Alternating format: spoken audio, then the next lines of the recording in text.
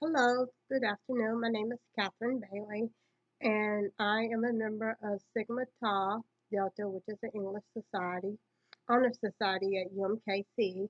The book that I'm going to talk about is called Washington Black, and the author is Edugyan, and I'm hoping I'm pronouncing that correctly.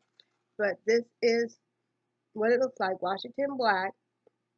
And I recently read this book as an assignment for one of our readings for one of my classes that I have.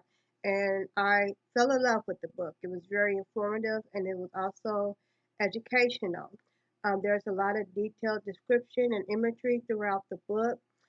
It's about Washington's journey as he goes from a young boy to adulthood.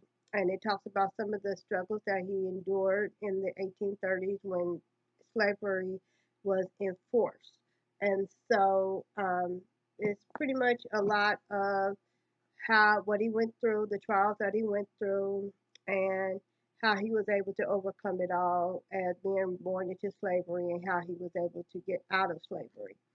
And it takes place in the Caribbean islands in the Barbados in the year 1830. He also experienced a trauma to where he gets scarred in the story, and despite being scarred, he is also able to find love. You know, somebody was able to look beneath the surface, and he fell in love with a woman that saw him for who he was and not for what was on the cover of his face or what his face was. I would like to read a passage out of the story on page at the beginning of the page that kind of gives some of what the imagery that you can expect to find throughout this story. Um, in the smoldering fields she would glisten as if oiled, tearing up the wretched earth, humming strange songs under her breath, her flesh rippling. And so there's a lot of imagery in that, and the author does it very detailed. She just grabs your attention and it leaves you wanting to know more, wanting to know about what's going to happen in Washington's life next. You know, it's a story of strength, courage, bravery, and being able to uh, maintain his identity because through it all, he's struggling to find himself of who he is, despite being born into slavery and everything that he has to go through as he leaves slavery.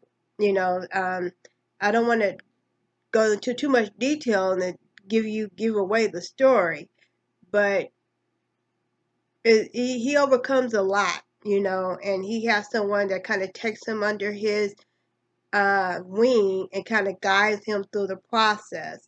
So we also see a story of loyalty that is in there, and some betrayal is also with that is kind of wrapped and tweaked in the story as well. So I hope that you would take the time out and read the story. It's very interesting, and I loved it, and I'm pretty sure you will too. Thank you, and stay tuned to our next week's book review. Bye bye.